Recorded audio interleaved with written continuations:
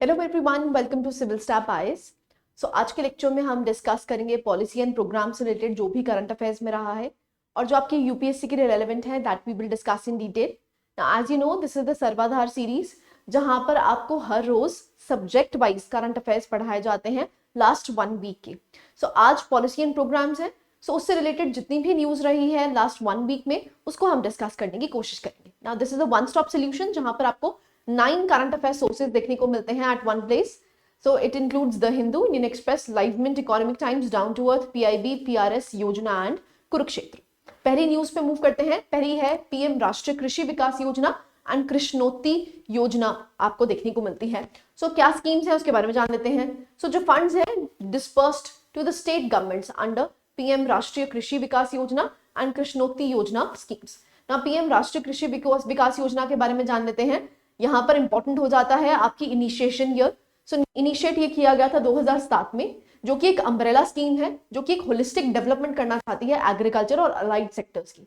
Now basically ये क्या है, it aims to incentivise states to increase public investment in agriculture and allied services. अब क्योंकि umbrella scheme है तो बहुत सारी स्कीम्स इसमें मर्ज हो जाती है, जैसे soil health management, rain fade area development, agro forestry, परंपरागत कृषि विकास योजना, agricultural mechanization including crop residue management, per drop more crop diversification program, acceleration fund for agri startups and so on and so forth। तो ये सारी ही क्या है, ये जो आपको स्कीम्स देखने को मिलती हैं ये किसके तहत है, राष्ट्रीय कृषि विकास योजना के तहत। कृष्णोत्ती योजना की अगर बात करते हैं तो अगेन ये अम्ब्रेला स्कीम है। देखो दोनों ही अम्ब्रेला स्कीम्स है और अम्ब्रेला स्कीम्स बहुत इंपॉर्टेंट हो जाती हैं, ठीक है। सो कृष्णोत्ती योजना is also an umbrella scheme comprising of both the central sector as well as the centrally sponsored schemes आपको देखने को मिलती हैं। तो बहुत सारे मिशन जिसमें भी इंक्लूडेड हैं, जैसे आप एग्जांपल देख सकते हैं, mission for integrated development of horticulture, national mission on oil seeds and oil palm, national food security mission, national mission for sustainable agriculture, sub mission on agriculture extension and so forth. आप देख सकते हैं list आपको पूरी देखने को मिलती है, जो कि एक्चुअली में ये जो 12 स्कीम्स हैं किस अम्ब्रेला के तहत है, कृष्णोत्ती योजना के तहत। ना बेसिकली रैशनलाइजेशन क्यों की जाती है कि डुप्लीकेसी ना हो, ठीक है, to avoid duplicacy, ensure convergence. एक तरह से कन्वर्जेंस यहां पर हम इंश्योर कर पाए। फोकस करना है किस पे, इमर्जेंट चैलेंजेस पे एग्रीकल्चर के। अब पहला चैलेंज क्या है, न्यूट्रिशन सिक्योरिटी, दूसरा सस्टेनेबिलिटी, तीसरा क्लाइमेट रेजिलियंस, चौथा वैल्यू चेन डेवलपमेंट और प्राइवेट सेक्टर पार्टिसिपेशन। जो स्टेट गवर्नमेंट्स हैं they will be able to draw a comprehensive strategic plan ensuring the requirements for the agriculture sector and annual action plan भी बनाया जाएगा states के द्वारा। So these are the rationalization of various schemes that has been undertaken, right? Now, practice a question regarding this। बहुत simple सा question है, आपसे पूछा है primary objective PM Rashtriya Krishi विकास योजना का। तो पहला है to provide direct income support to farmers, to achieve self sufficiency in food grain production through area specific intervention, to promote urban farming and rooftop agriculture, to encourage the use of genetically modified crops across the India। So video को pause कर सकते हैं और अपने answer को mark कर सकते हैं। All right, let's see the answer। Answer आपको देखने को मिलता है, it is B। So simple सा क्वेश्चन था।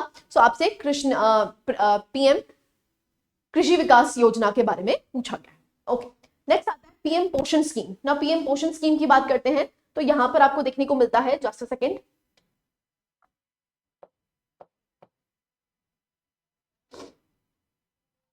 all right, so material cost has been enhanced under the pradhan mantri poshan shakti nirman scheme। so पोषण स्कीम में जो मटेरियल कॉस्ट है उसको एनहांस कर दिया गया है, तो उसके बारे में जान लेते हैं, जस्ट अ सेकेंड। हाँ जी, ओके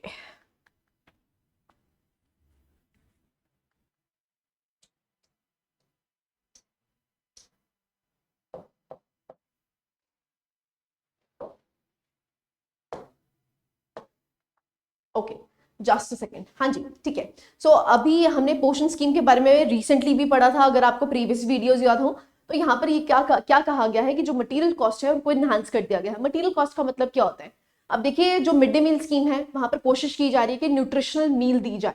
तो मटेरियल कॉस्ट का मतलब क्या है, मान लो खिचड़ी बनानी है, अब खिचड़ी बनाने के लिए आपको क्या चाहिए, इंग्रेडिएंट्स चाहिए, तो उस मटेरियल कॉस्ट को क्या कर दिया गया है, इनहांस कर दिया गया है, सिंपल एज दैट, ठीक है। So earlier known as mid day meal programme, it was launched in 1995।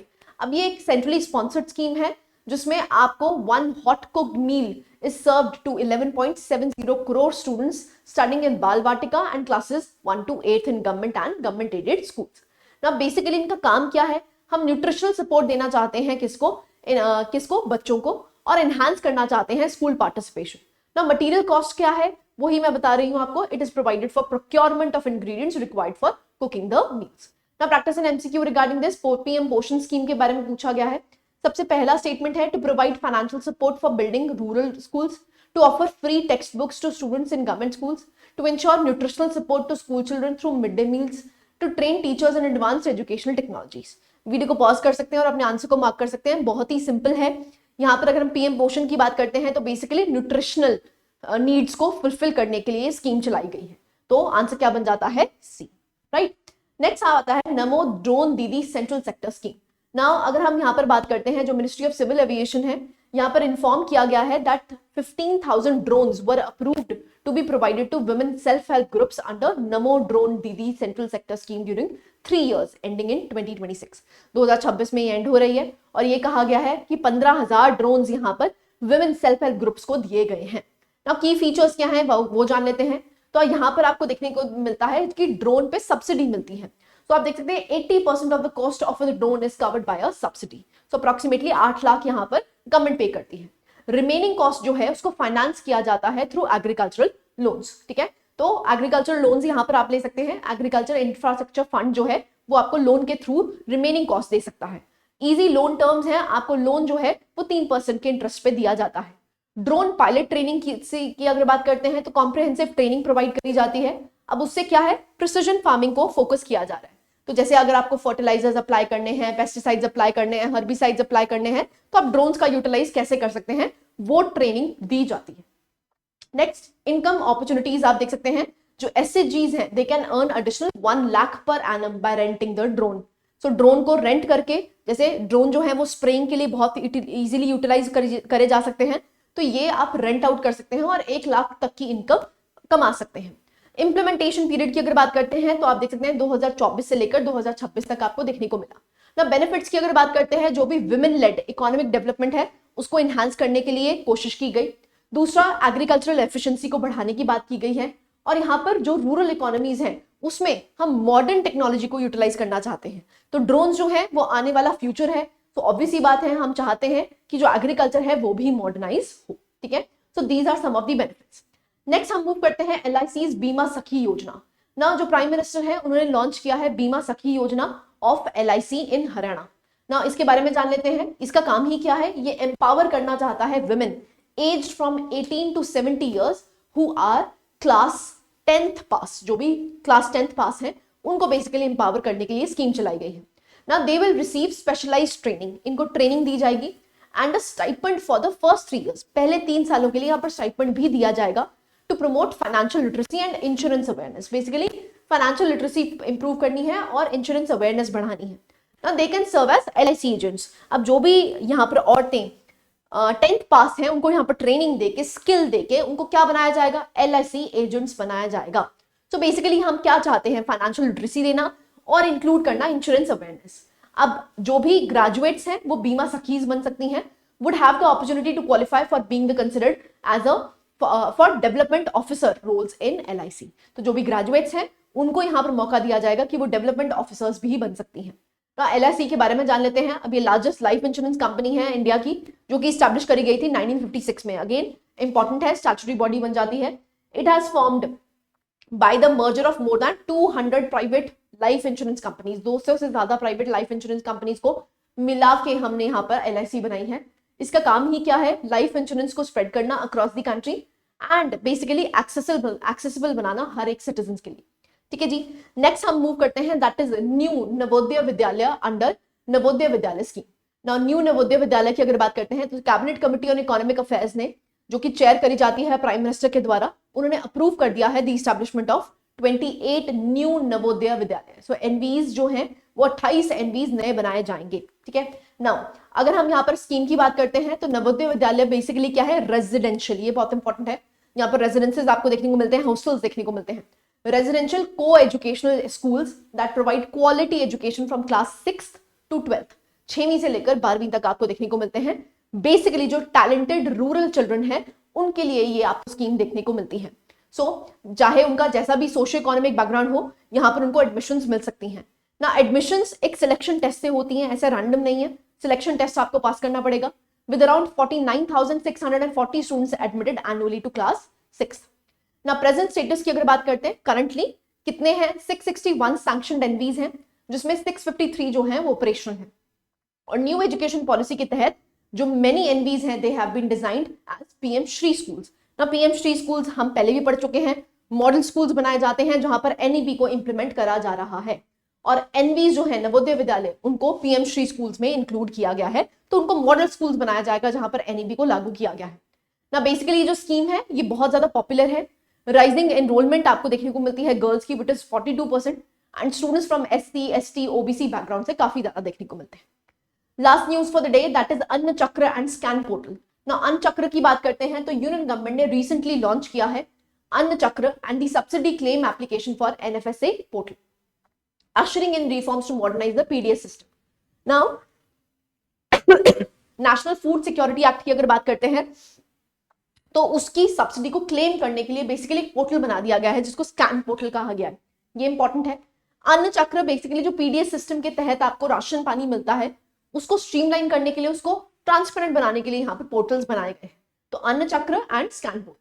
ना अन्न चक्र क्या है वो जान लेते हैं। अब ये डेवलप किया गया है by the department of food and public distribution in collaboration with World Food Program and IIT Delhi's Foundation for Innovation and Technology Transfer. अब बेसिकली इसका काम क्या है, ये एडवांस एल्गोरिदम्स यहाँ पर एम्प्लॉय करता है जो कि ऑप्टिमाइज कर पाता है food grain movement across the supply chain involving farmers, transporters, warehouses and fair price shops. ना एज यू नो जब हम पीडीएस सिस्टम की बात करते हैं तो प्रोक्योरमेंट कहाँ से होती है, फार्मर से होती है। फार्मर से प्रोक्योर करके यहाँ पर ट्रांसपोर्ट करा जाता है, ट्रांसपोर्ट के बाद वो वेयर हाउसेज में जाता है, वेयर हाउस के बाद आपको फेयर प्राइस शॉप में मिलता है। सो बेसिकली एक एल्गोरिदम डेवलप कर दिया गया है जो फूड की मूवमेंट है वो किस तरह से हो रही है, कितना फूड मूव कर चुका है, कितना आ चुका है, ये सारा ही क्या हो जाएगा, एक तरह से मॉडर्नाइज हो जाएगा, डिजिटाइज हो जाएगा। सो दिस इज अन्न चक्र।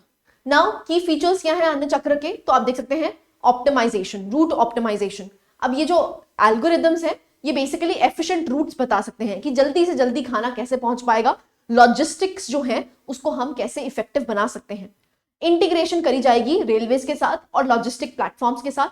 अब देख as you know integrated with the fleet operation information system of the railways and PM Gati Shakti platform which maps geo locations and FPSS and the warehouses. और एनवायरमेंटल बेनिफिट्स भी होंगे, इससे reduce transportation related emissions आपको देखने को मिलेंगे और lower carbon footprint होगा। ना स्कैन पोर्टल की अगर बात करते हैं तो बेसिकली सब्सिडी क्लेम के लिए पोर्टल बनाया गया है। तो subsidy claim application for NFSA portal ये बेसिकली सिंप्लीफाई करता है और एक्सपर्टाइट करता है सब्सिडी क्लेम्स। तो सिंगल विंडो सबमिशन है, यहाँ पर स्ट्रीमलाइन कर सकते हैं आप अपने क्लेम सबमिशंस। यहाँ पर ऑटोमेटेड वर्कफ्लो है, रूल बेस्ड ऑटोमेशन आपको देखने को मिलेगा और एफिशिएंसी यहाँ पर क्रिएट करी जाएगी सब्सिडी सेटलमेंट्स में। और भी बहुत सारे इनिशिएटिव्स चल रहे हैं, जैसे आप देख सकते हैं प्रधानमंत्री गरीब कल्याण अन्न योजना जो कि आप देख सकते हैं कोविड-19 में लॉन्च की गई थी, जो आज भी आपको प्रेवलेंट देखने को मिलती है। अंत्योदय अन्न योजना आपको देखने को मिलती है। Integrated management of public distribution system IMPADS जिसको कहा जाता है, वन नेशन राशन कार्ड आपको देखने को मिलता है एंड डिसेंट्रलाइज्ड प्रोक्योरमेंट स्कीम भी आपको देखने को मिलती है। तो these are some of the initiatives जो कि किसके लिए लाई गई हैं, फूड सिक्योरिटी के लिए लाई गई, right. So these were the news all about. Again अन्न चक्र स्कैन पोर्टल बहुत इंपॉर्टेंट हो जाते हैं जो कि आपके स्टेट एग्जाम्स के लिए भी इंपॉर्टेंट हो जाते हैं, right. So this was it from my side. I hope you like the lecture. Thank you very much.